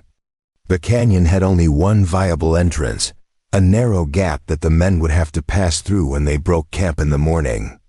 Yanaba created a deadfall using rocks and a juniper log positioned above the gap, held in place by a rope he wove from yucca fiber. The trap was crude but effective, designed to block the path and force the men into a position where he could control the engagement. As night deepened, Yanaba moved to a position near the camp and used a technique his grandfather had taught him, imitating animal sounds to create unease. The cry of a hunting owl, the cough of a mountain lion, the screaming challenge of a stallion defending territory. Each sound carefully timed and placed to suggest the canyon was surrounded by threats, making the men nervous and prone to mistakes. By midnight, both men were awake and armed. Their fire built higher than tactical sense would normally allow, seeking comfort in light against the psychological pressure of sounds that suggested predators closing in. Yanaba continued his harassment throughout the night, never giving them enough peace to rest properly, ensuring they would be exhausted and on edge when morning came. Dawn arrived with both men bleary-eyed and jumpy, their movements lacking the crisp efficiency they had shown the previous evening. They broke camp with obvious haste, wanting to leave the canyon that had become oppressive during the night. Cole led the way toward the canyon entrance, his rifle held ready, with the younger man following and leading both horses. Yanaba waited until they were committed to the narrow gap, then triggered his deadfall. The heavy log crashed down with a sound like thunder, blocking the path and causing both horses to rear in panic. In the confusion, Yanaba dropped from his position on the canyon wall, landing behind the younger man and driving his knife against the man's throat before he could turn. "Drop the rifle or I open his neck," Yanaba said calmly, his voice carrying to where Cole had spun around with his own weapon coming up. "You cannot shoot without hitting your friend, and I am faster than you think." Cole froze, his finger on the trigger, eyes calculating odds and finding them unfavorable. The younger man stood rigid, feeling the knife's edge against his carotid artery, knowing that any sudden movement would be his last. For a long moment, the three of them held position in a tableau of violence waiting to unfold. "Who are you?" Cole demanded. "You are not one of Sutherland's hands. I am the tracker Sutherland hired to find cattle killers." "Congratulations, you are found." Yanaba pressed the knife slightly harder, drawing a thin line of blood. "Now drop the rifle and we talk, or I kill him and then kill you." "Choose quickly." Cole's jaw clenched with fury, but he was a professional who understood when tactics had failed. He carefully lowered his rifle and tossed it aside, then raised his hands to show compliance. Yanaba shifted his grip on the younger man, moving the knife from throat to kidney, a position that allowed control while freeing his vision to watch Cole. "Sit down, hands on your head," Yanaba ordered. And Cole complied with obvious reluctance. Yanaba forced the younger man to the ground as well, then efficiently used rope to bind both men's hands behind their backs and their ankles together. Only when both were secured did he lower his knife and step back. "You just made a fatal mistake, Tracker," Cole said, his voice carrying absolute certainty. "Vargas will hear about this. He has people everywhere, connections you cannot imagine. You will be dead within a week. Then I better make the week count," Yanaba replied. "Tell me about Vargas. Where does he operate, who works for him, and how does his trafficking network function?" Cole laughed, the sound harsh and mocking. "You think we will just betray our employer because you asked nicely? You are stupider than you look." Yanaba knelt in front of the younger man, who looked significantly more frightened than his partner. "What is your name, James?" the young man replied after a hesitation. "James Mackey. James, I am going to give you a choice. You answer my questions truthfully and completely, and I let you walk away from here. You refuse or lie, and I leave you tied up in this canyon for the animals to find. Coyotes, mountain lions, they are not particular about whether their meals are alive or dead when they start eating." James's face went pale, his eyes darting to Cole for guidance. The older man's expression remained hard and unforgiving, silently commanding James to stay quiet. Yanaba saw the dynamic clearly, the experienced soldier and the young recruit, loyalty and fear battling for dominance. "Cole cannot help you," Yanaba said quietly. "He is bound as tightly as you are. Whatever loyalty you feel toward him or Vargas is worth exactly as much as they would pay to save your life, which we both know is nothing. Talk to me, James. Tell me about Vargas's operation. Give me names, locations, anything useful. Save yourself. Do not listen to him," Cole snapped. "He is bluffing. He will not leave us to die." Yanaba turned his attention to Cole, his expression completely neutral. "You are right. I will not leave you both to die. Only one of you. The one who does not talk. So really, this becomes a race to see who values their life more than their employer's secrets." The psychology was brutal but effective. Yanaba watched James's resolve crumble as the reality of his situation penetrated the fog of exhausted fear. Cole saw it too and began speaking rapidly, trying to salvage the situation. "James, do not be stupid. He needs us alive to take back to Sutherland. He will not risk his payment by killing us out here."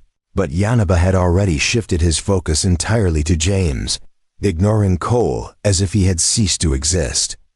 "Tell me about Vargas. Where is he based?"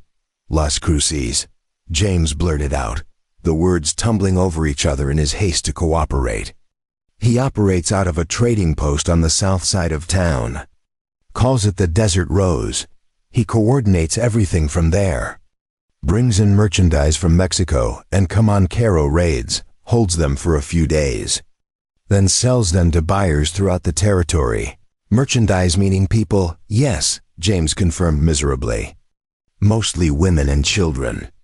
Easier to control, more valuable to certain buyers. Men too sometimes, if they are young and strong enough for hard labor in mines or construction." Cole had gone silent, his face twisted with rage at James's betrayal. But he was powerless to stop the flood of information once the dam had broken. Yanaba pressed his advantage, extracting details about Vargas's network with methodical efficiency. Names of associates, routes used for transportation, buyers who frequented the desert rows, methods used to avoid law enforcement. What about a man named Vicente Cordova? Yanaba asked when James paused for breath. Does Vargas work with him? James's eyes widened with recognition. Cordova is one of Vargas's biggest suppliers. Brings in 20-30 people at a time from Mexico, always high quality, always properly broken so they do not cause trouble. Vargas pays premium for Cordova's merchandise because it moves quickly and generates repeat customers. The casual way James discussed human trafficking as simply business made Yanaba's hands tighten into fists. But he forced himself to remain calm and focused. When did you last see Cordova? 3 weeks ago. He delivered a group of 12 to the desert rows, mostly young women. Vargas moved them within 48 hours, sold them to buyers from Colorado and Arizona. Cordova is supposed to bring another group in about 2 weeks, bigger shipment, maybe 40 people. 40 people. 40 families destroyed, 40 lives stolen and sold. Yanaba felt the old rage building, the same fury that had driven him to kill 3 men 4 years ago after finding Ayana's grave. But rage had to be controlled, channeled into action rather than allowed to consume reason and planning. Where does Cordova operate from in Mexico? I do not know exactly, James admitted. Somewhere in Chihuahua State, a town or village where he has protection from local authorities. Vargas mentioned it once, said Cordova had bought himself a safe haven where Mexican law would not touch him. Yanaba processed this information, building a mental map of the network. Vargas in Las Cruces as the central hub, Cordova in Chihuahua as the primary supplier, routes running through New Mexico territory that Vargas wanted to control more completely by acquiring Sutherland's ranch. It was a comprehensive operation that had clearly been running for years, destroying countless lives while enriching monsters. One more question, Yanaba said. Does Vargas keep records? Names of buyers, amounts paid, dates of transactions. James hesitated, and Yanaba saw real fear enter his expression for the first time. He keeps ledgers. Everything documented because he does not trust his memory and wants proof of who owes him what. The ledgers are in a safe in his office at the Desert Rose, but getting to them would be suicide. Vargas has at least 10 men guarding the place at all times. Yanaba stood, his mind already working through how this information changed his plans. He had evidence that Sutherland's cattle killings were orchestrated by Vargas. He had names and locations, and he had confirmation that Cordova would be in Las Cruces within 2 weeks.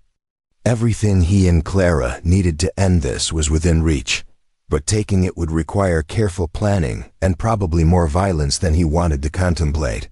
What about me? James asked nervously. You said if I talked, you would let me go. Yanaba considered this, weighing his promise against practical reality. I will let you live, which is more mercy than you have shown the people you helped Vargas traffic. But I cannot let you return to warn him.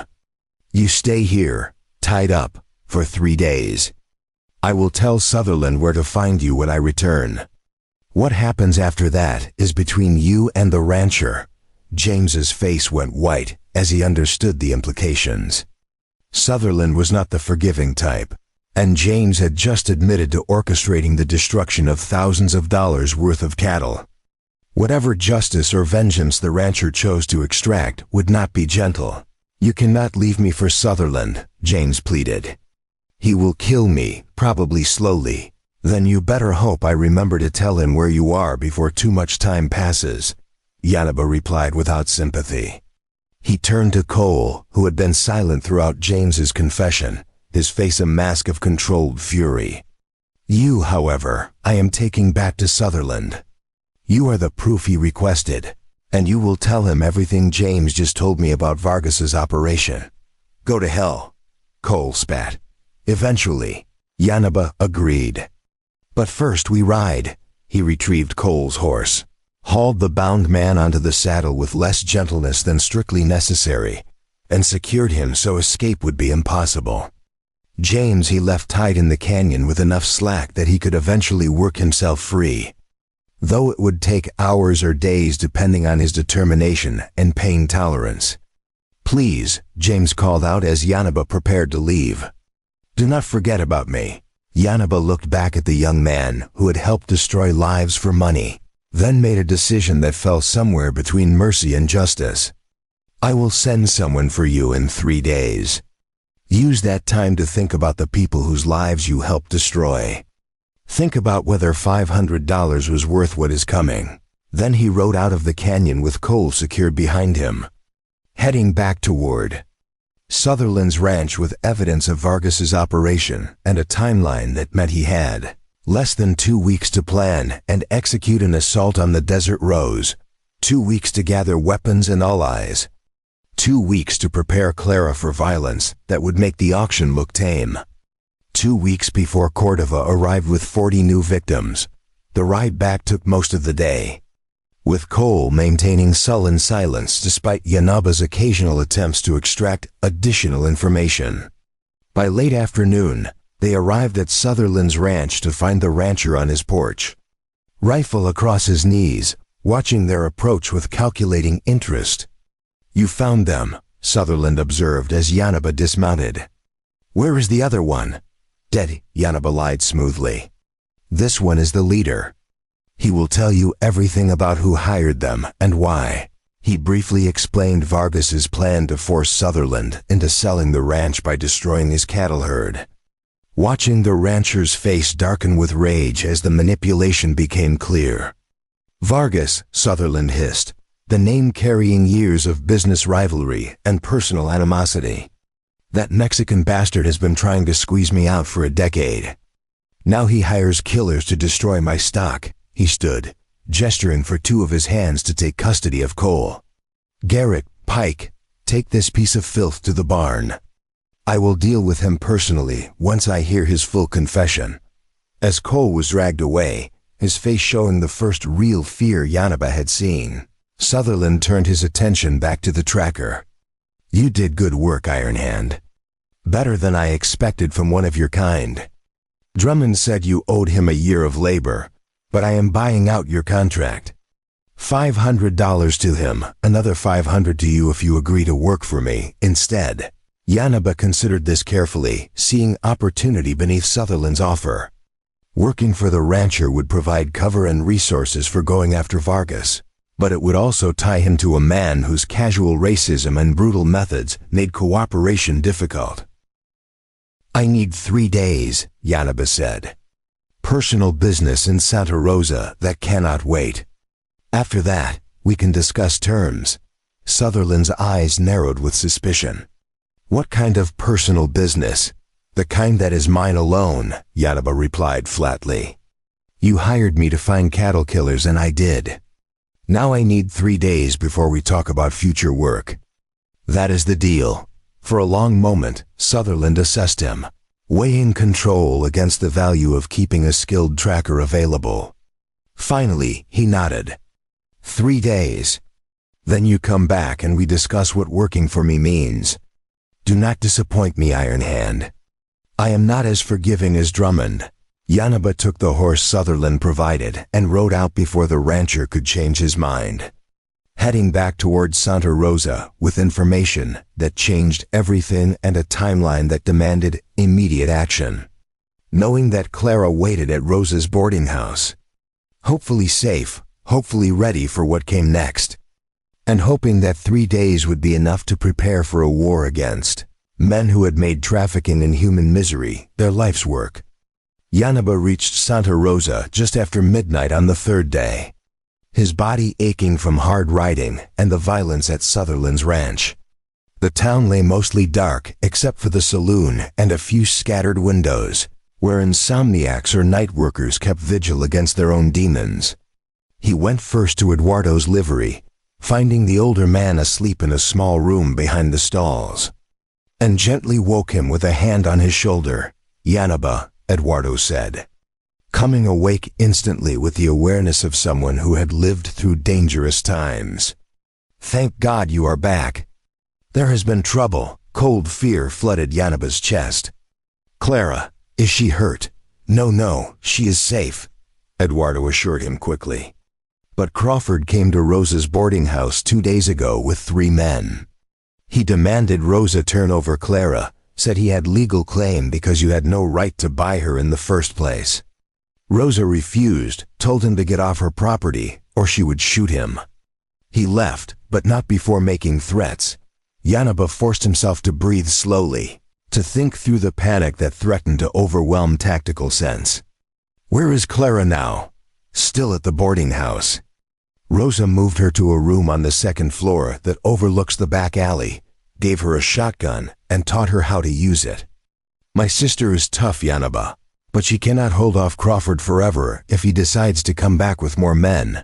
I need to see her. Now, Eduardo nodded, already pulling on his boots. I will take you through the back streets. Crawford has men watching the front of the boarding house, but they are lazy and drunk most of the time. We can get past them. They move through Santa Rosa's darkness like ghosts, using alleys and back passages Eduardo knew from a lifetime of living in the town.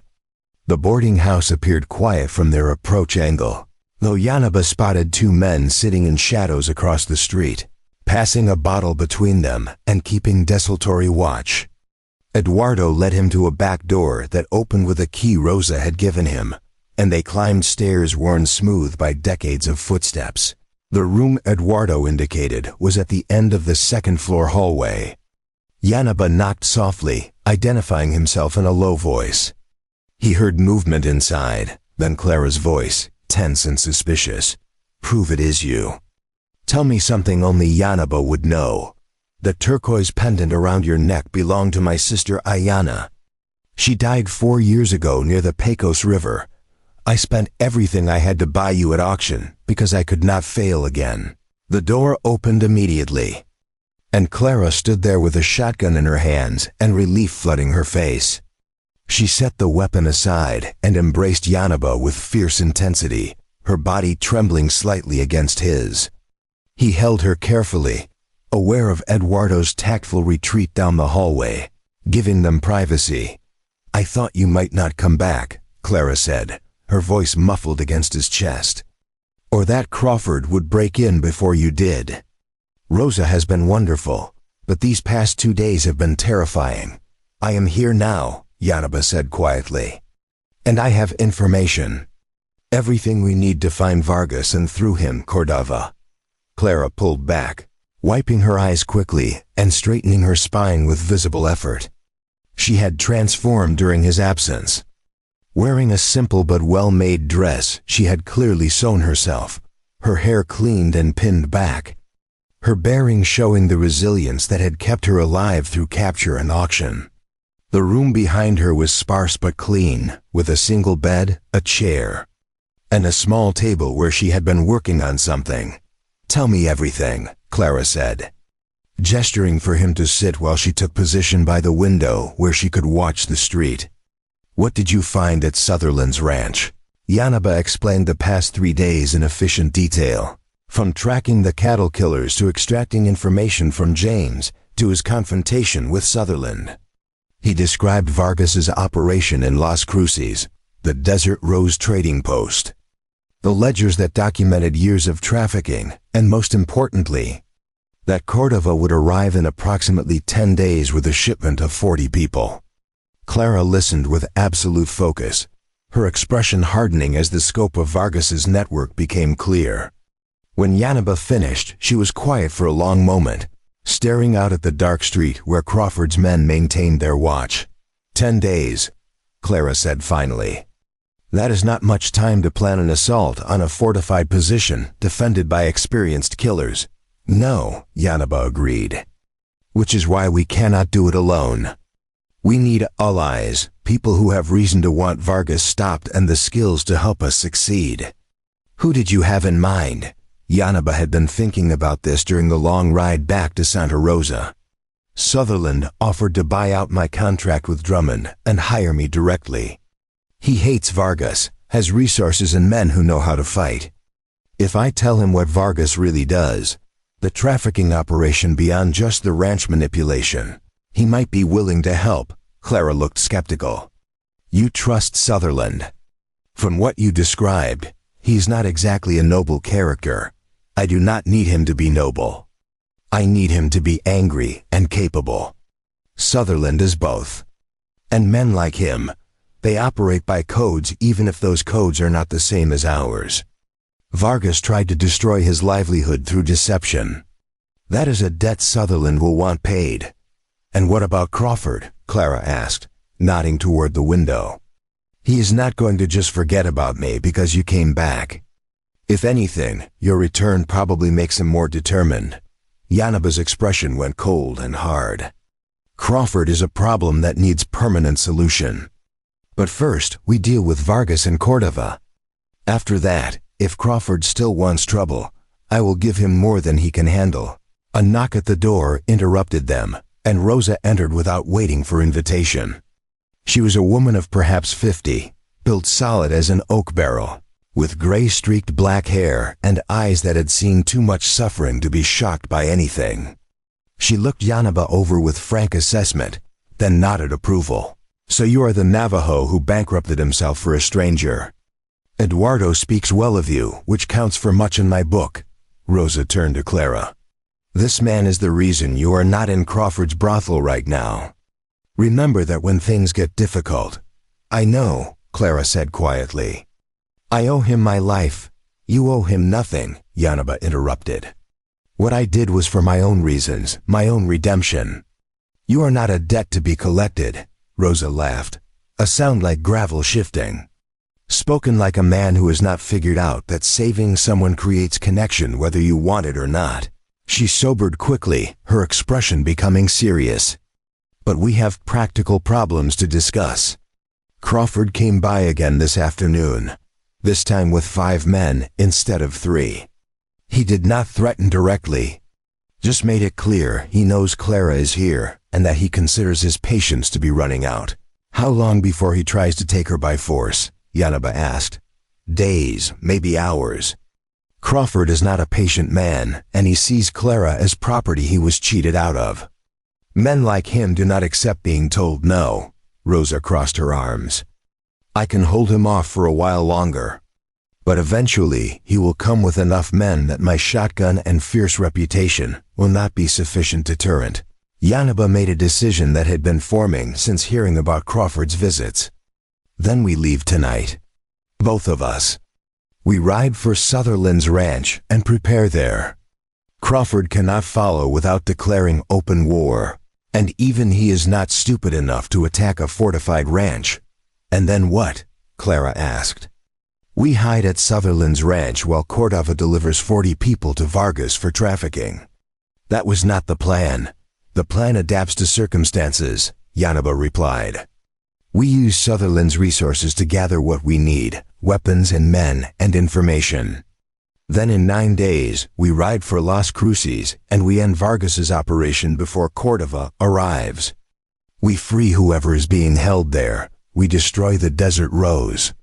And we take Vargas alive so he can tell us exactly where to find Cordova in Chihuahua. Rosa studied them both, seeing the determination that bordered on obsession. You are talking about starting a war with one of the most dangerous men in the territory. Even if you succeed in Las Cruces, Vargas has connections that will hunt you for the rest of your lives.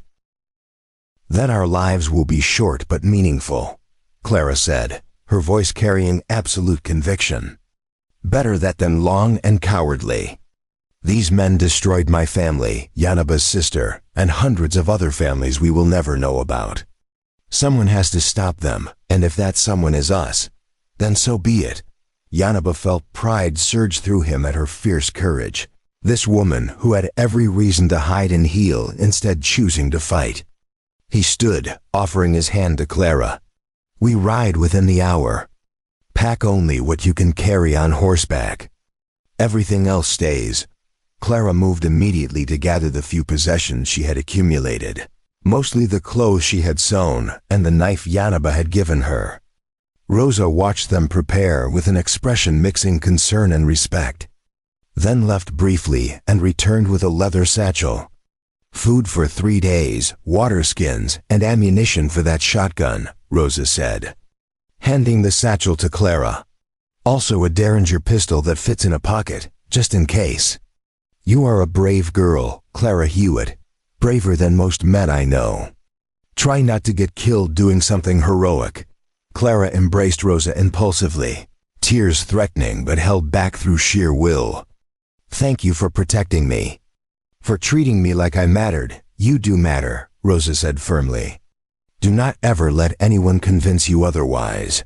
Eduardo appeared with 2 horses already saddled, having anticipated their need.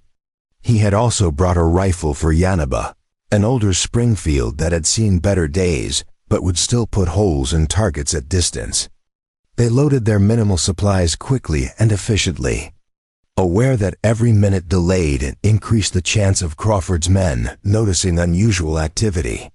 "There is a gap in their watch pattern between 2 and 3 in the morning," Eduardo explained in a whisper.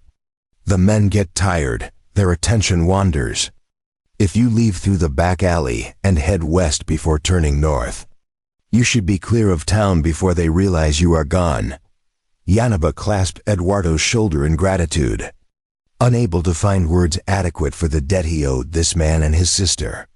Eduardo seemed to understand, nodding once and stepping back. Rosa embraced Clara again briefly, then returned inside, her shotgun held ready in case Crawford's patience finally broke.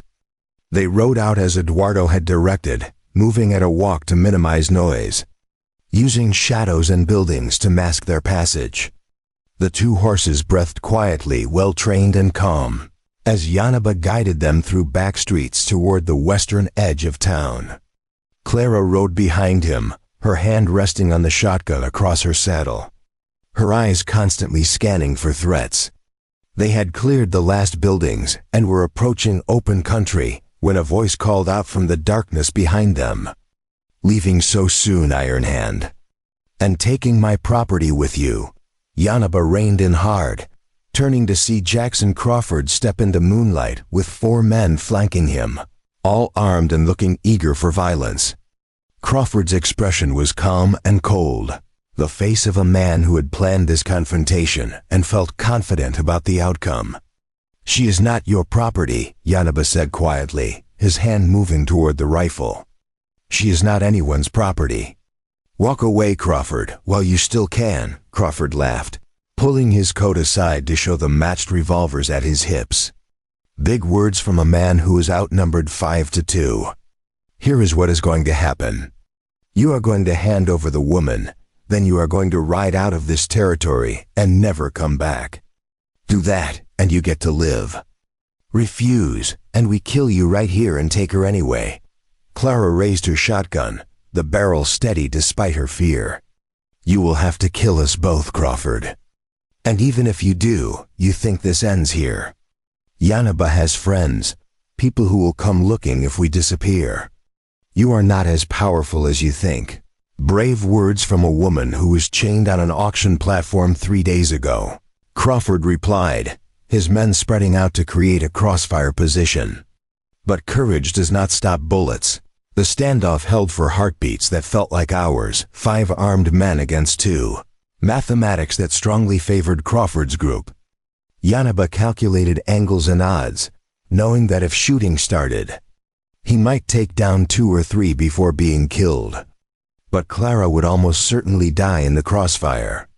Then a new voice cut through the tension, calm and authoritative. "That is far enough, Crawford. Lower your weapons or I drop you where you stand."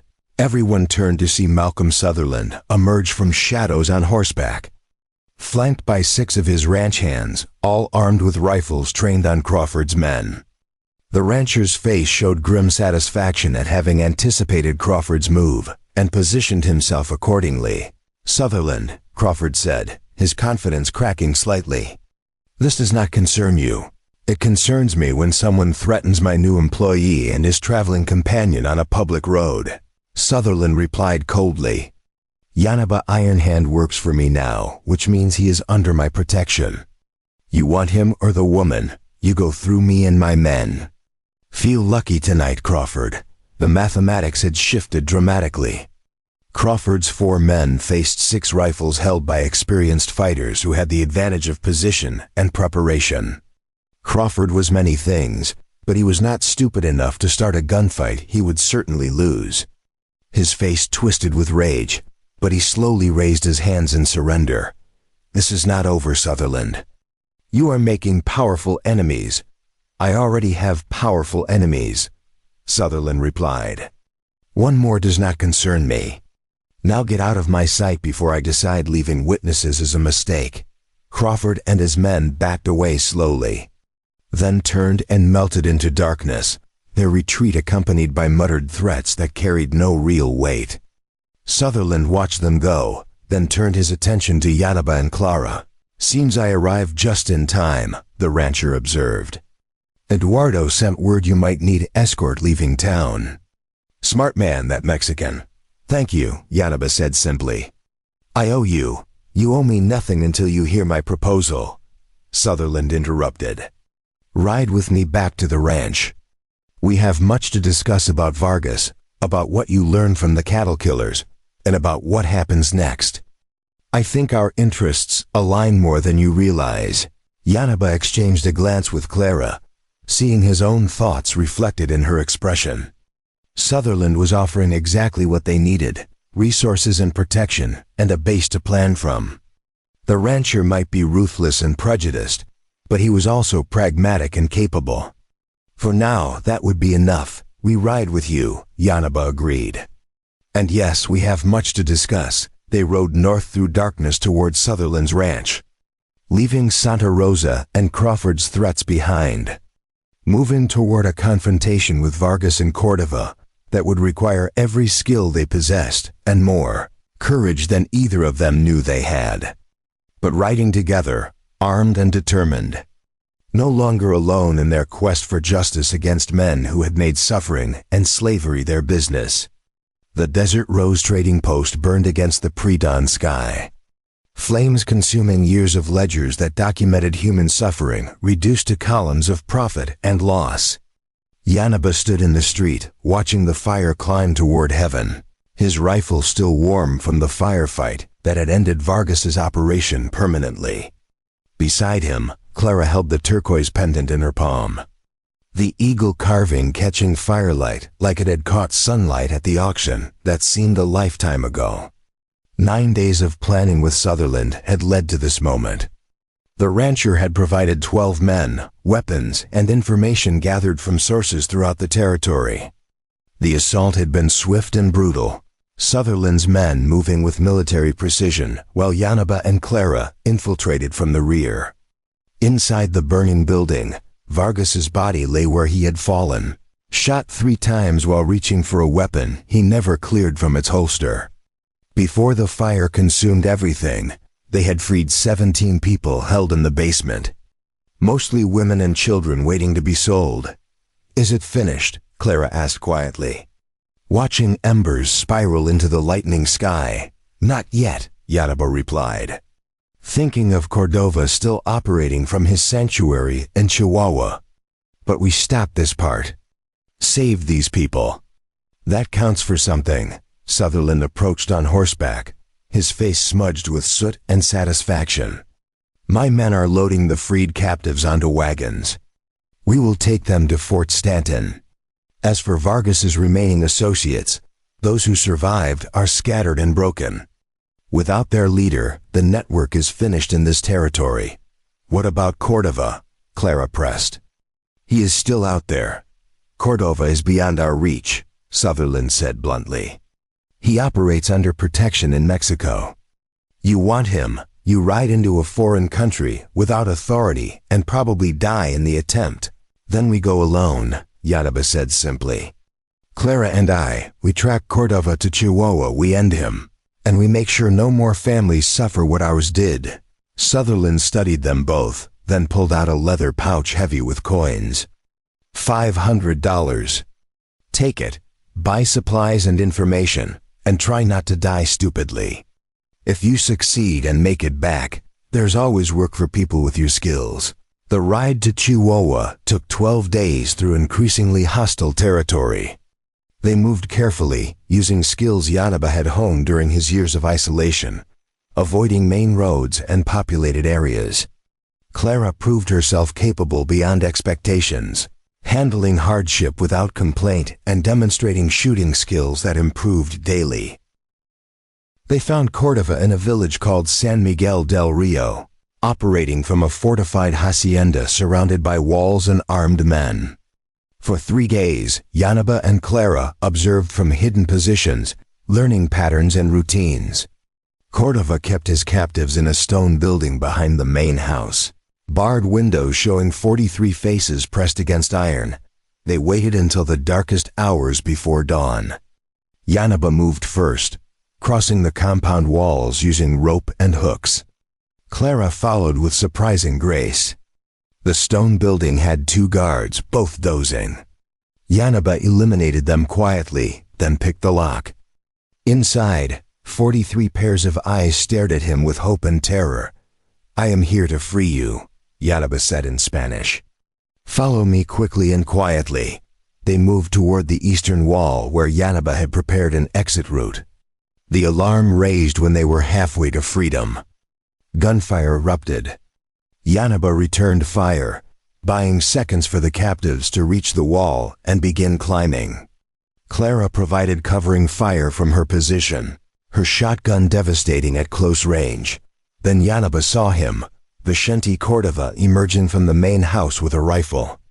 Their eyes met across the compound, recognition flashing between them. Cordova knew who had come for him.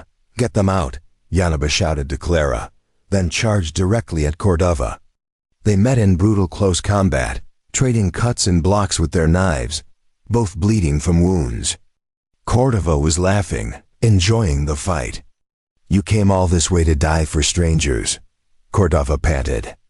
"I came to end you," Yanaba replied, feinting left and driving his blade toward Cordova's ribs. Steel found flesh, sliding between ribs toward the heart. Cordova's eyes went wide with shock, his knife clattering from nerveless fingers. He staggered backward, hands clutching the wound that pumped blood between his fingers. "This is for Ayana," Yanaba said quietly.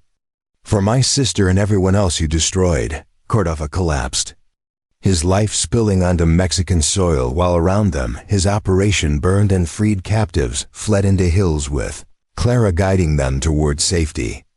Yanaba found Clara an hour later, tending to wounded escapees in a canyon 2 miles from the village. When she saw him approaching, blood-stained and exhausted, she ran to him and they embraced with fierce relief. "Is he dead?" Clara asked. "He is dead. It is finished." They guided the freed captives toward the nearest town with legitimate authorities, using Sutherland's money to purchase supplies and transportation. Most had families somewhere waiting, and reuniting them would take time. But they had started the process. 6 weeks later, they returned to New Mexico territory, older and scarred, but alive. Sutherland offered them work as trackers and security, good pay and respect that came from proven capability. They accepted, building a life from the ashes of trauma and loss. Sometimes at night, Clara would hold the turquoise pendant Yanaba had retrieved, and they would remember those they had lost and those they had saved. The story ended not with revenge or tragedy, but with 2 damaged people finding purpose and partnership, proving that redemption was not about erasing the past, but about building a future worth the price paid to reach it. Up next, you've got 2 more standout stories right on your screen. If this one hit the mark, you won't want to pass these up. Just click and check them out, and don't forget to subscribe and turn on the notification bell so you don't miss any upload from us.